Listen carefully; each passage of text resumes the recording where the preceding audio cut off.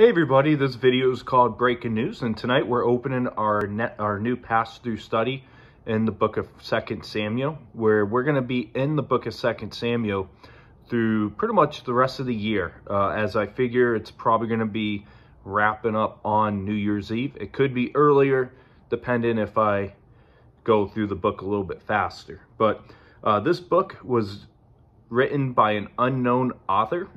People argue that it's either Nathan or Gad.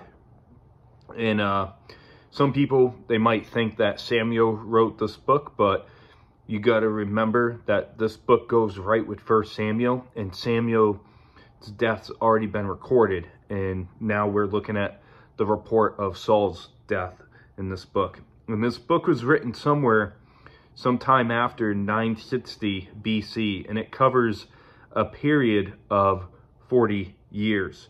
And this book, it's going to focus on King David. The majority is going to be focused on King David's reign and the Davidic covenant in the historic context. And as we go through the book of 2 Samuel, you're going to see it split in half with two main sections. You got chapters 1 through 10 that focuses on David's triumphs. And then chapters 11 through 20 is going to focus on David's troubles of life. And the last 4 chapters will focus further on his reign as the king. And so, like I mentioned, this book, we will probably say goodbye to 2022 before we say goodbye to 2 Samuel. And so we'll start our reading right here. 2 Samuel chapter 1, verse 1 through 4.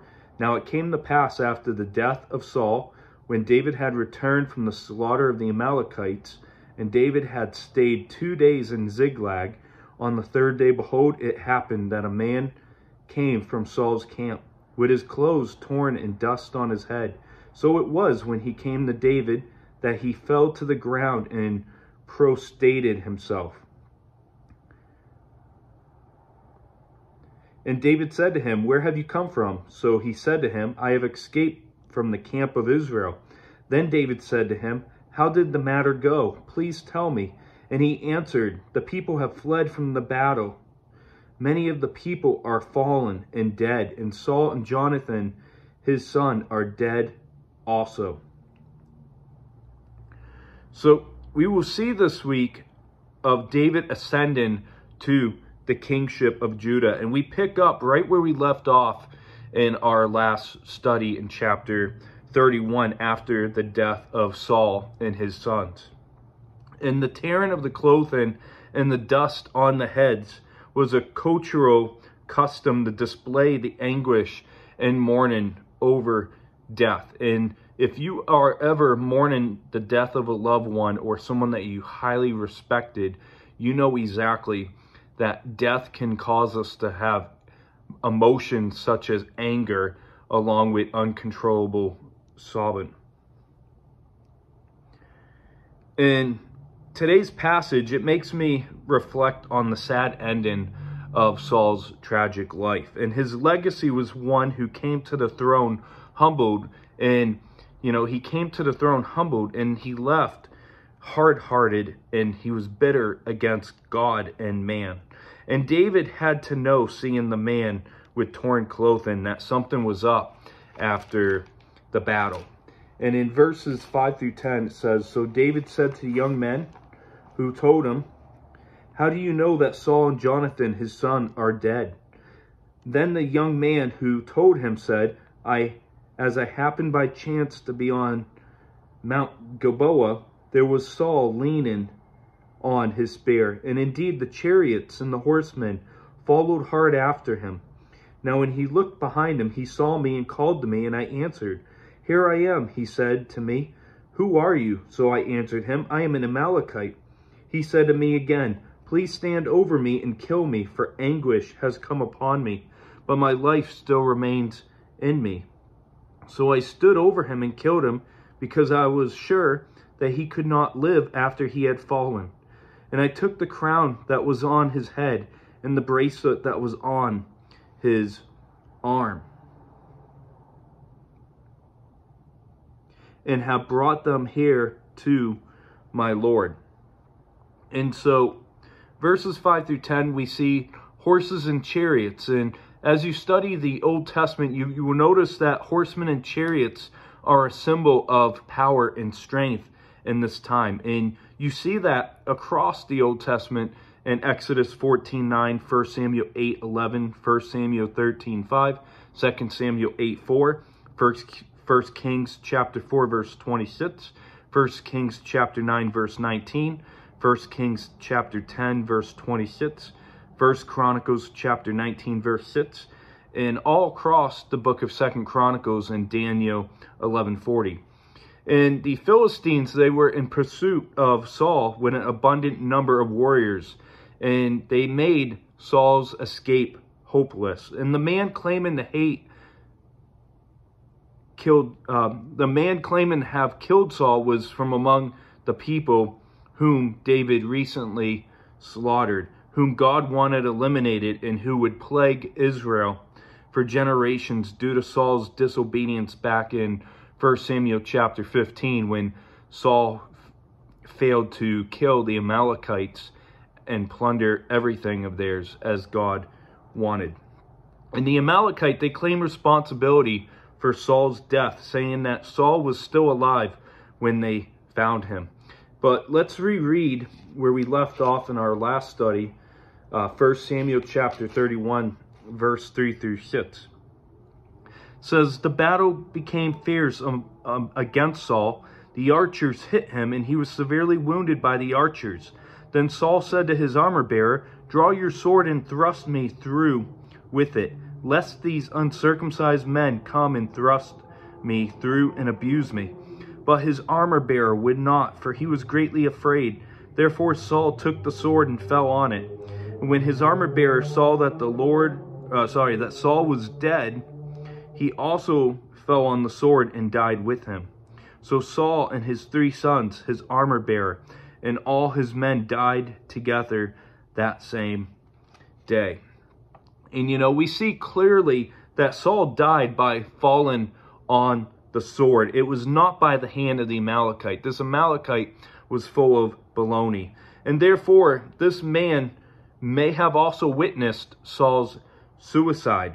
And he claimed to have killed Saul when in reality he only had reached his body before the Philistines and have fabricated the story to gain favor with the new king by killing David's enemy and bringing Saul's own crown and bracelet to David. And the crown and bracelet in the hands of the Amalekite show that he was the first to pass by the corpse of Saul. In verse 11 and 12 says, therefore David took hold of his own clothes and tore them, and so he did all the men who were with him, and they mourned and wept and fasted until evening for Saul, and for Jonathan his son, for the people of the Lord, and for the house of Israel, because they have fallen by the sword. And so David demonstrated genuine heartfelt grief for the death of Saul. And that might be surprising when you think of it, because Saul had something out for David to take his life. And David had to live very cautiously in everything. And, his enemy is dead here, but at the same time, he has that respect. And, he's heartfelt grief, not just Saul, but Jonathan, by mourning and weeping, as well as fasting, which within the culture was a appropriate thing to do in a grieving state. And you find that in Esther chapter 4 verse 3 and Joel chapter 2 verse 12. And when some of us would have rejoiced over Saul's death if we were in King David's shoes, David, he mourned, and David chose to be the better one and not be bitter. And may we aim to also be better, not bitter, as believers. And even more sad, David lost his friend Jonathan. In verse 13 through 16 says, then David said to the young man who told him, where are you from? And he answered, I am the son of an alien, an Amalekite. So David said to him, how was it you were not afraid to put forth your hand to destroy the Lord's anointed? Then David called me one of the young men called one of the young men and said, "Go near and execute him." And he struck him so that he died.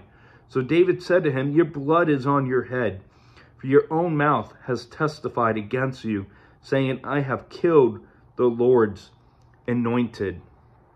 And so, despite Saul's many attempts on David's life, David would not allow himself to see Saul as just an ordinary man or a human monarch. He remained the Lord's anointed who occupied a sacred role before God. And, David respected his position. And the Amalekite was in for a great surprise, as he intended to win the favor of David by saying that he had killed Saul. And in chapter 4, verse 5 through 12, which we look at next week, we'll see a similar story to that of the men who killed Ishbosheth, however you say that name. And I'm not looking forward to saying that name many more times ahead in these studies here. And, it was thinking that they would be able to endure themselves to David. And so we see that David here executed the Amalekite on the basis of his own testimony and not off the basis of the truthfulness of the story. And so verse 17 and 18, it says, "And David lamented with this lamentation over Saul and over Jonathan his son. And he told them to teach the children of Judah the song of the bow. Indeed, it is written in the book of Jasher, the beauty of Israel is slain on your high places. How the mighty have fallen." And I actually did just read a verse too far.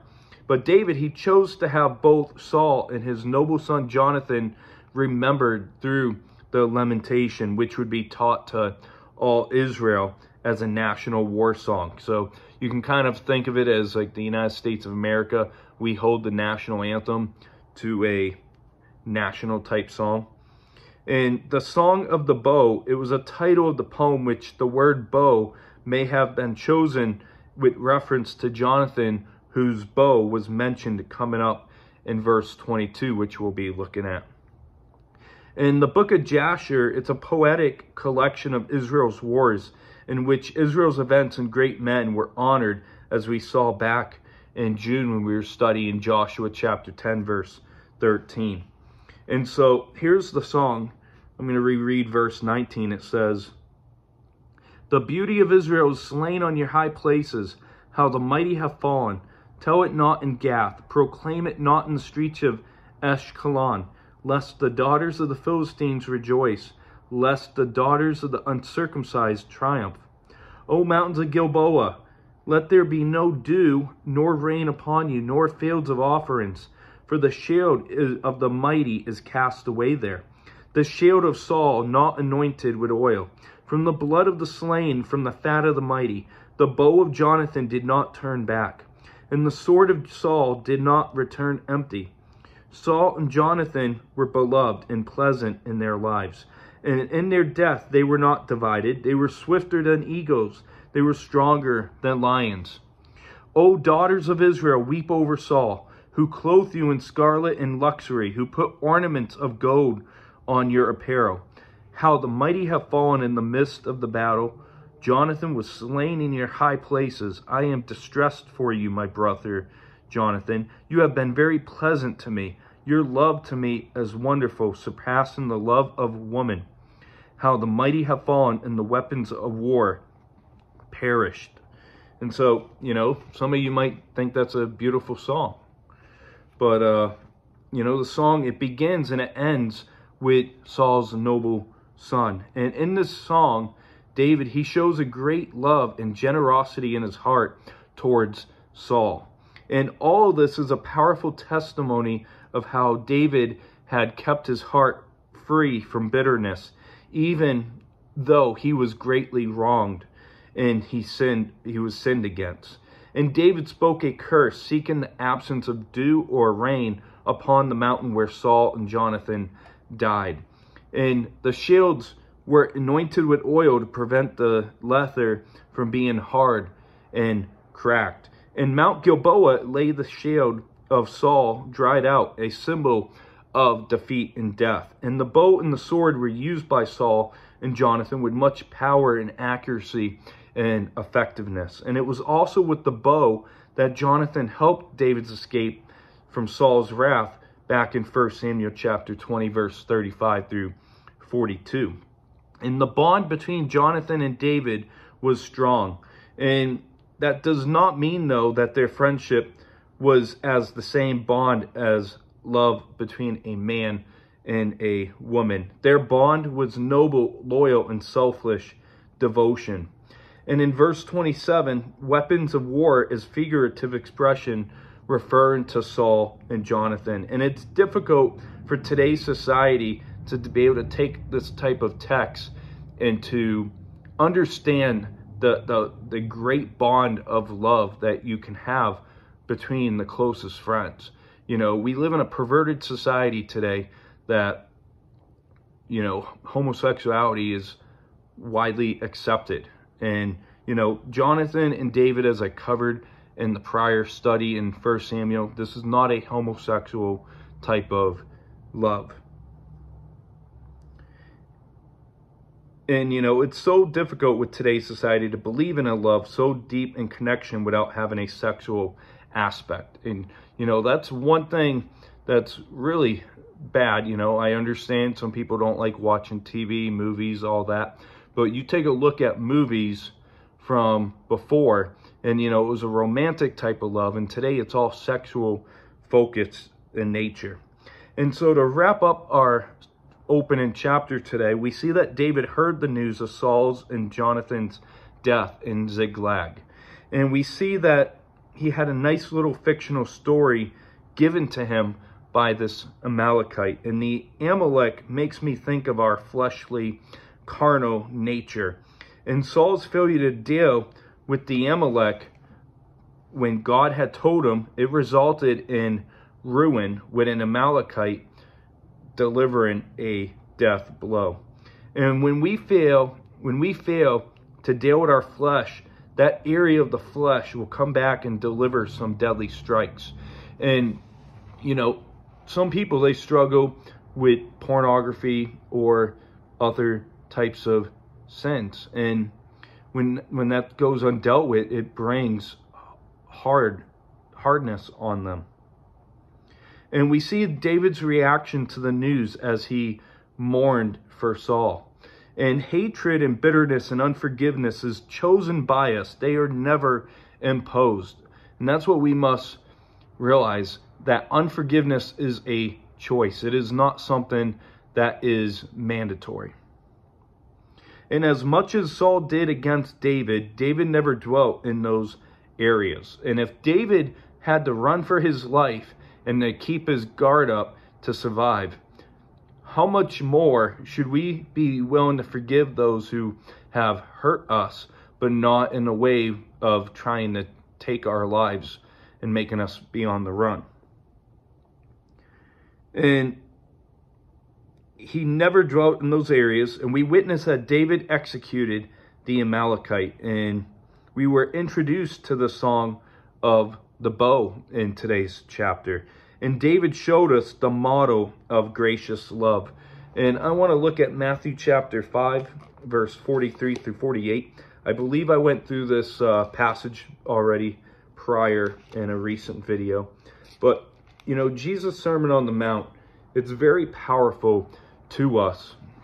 You know, we often hear, love the sinner, hate the sin. Sometimes you hear people say, hate them totally.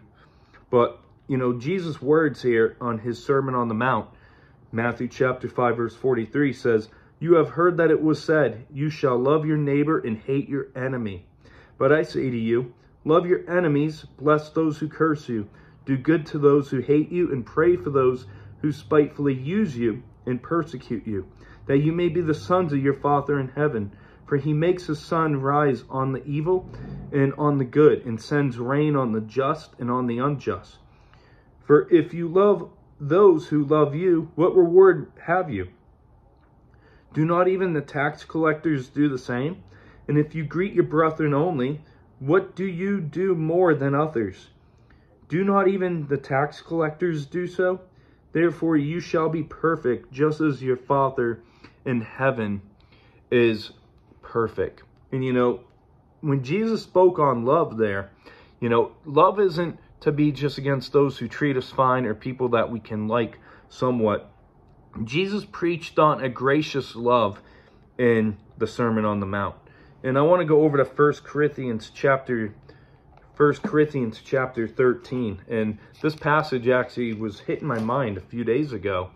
I was like, you know, I haven't heard a sermon on 1 Corinthians 13 in a few years now. And, you know, many people, they know this is the chapter of love. But I want to just read one verse here. It says, 1 Corinthians 13:5. Actually, let's do verse 4 through 7. It says, Love suffers long and is kind. Love does not envy. Love does not parade itself, is not puffed up. In the verse that I was going to read originally, love does not behave rudely, does not seek its own, is not provoked, thinks no evil, does not rejoice in iniquity, but rejoices in the truth, bears all things, believes all things, hopes all things, and endures all things. And you know, love thinks of no evil. In 1 Peter chapter 4, verse 8.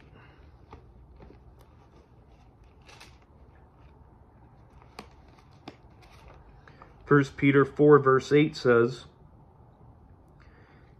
And above all things, have fervent love for one another, for love will cover a multitude of sins. And love covers a multitude of sins. And gracious love matters. And David is our example of what gracious love looks like. And, you know, may we take that as our challenge tonight, to have a gracious love for not just our brethren, not just other believers, but for people overall. And that's going to wrap up this study tonight, as we'll be looking next at David's war with Ishbosheth, if that's the correct way of saying it. But have a great rest of your evening. God bless. Thank you for the 22.5 minutes.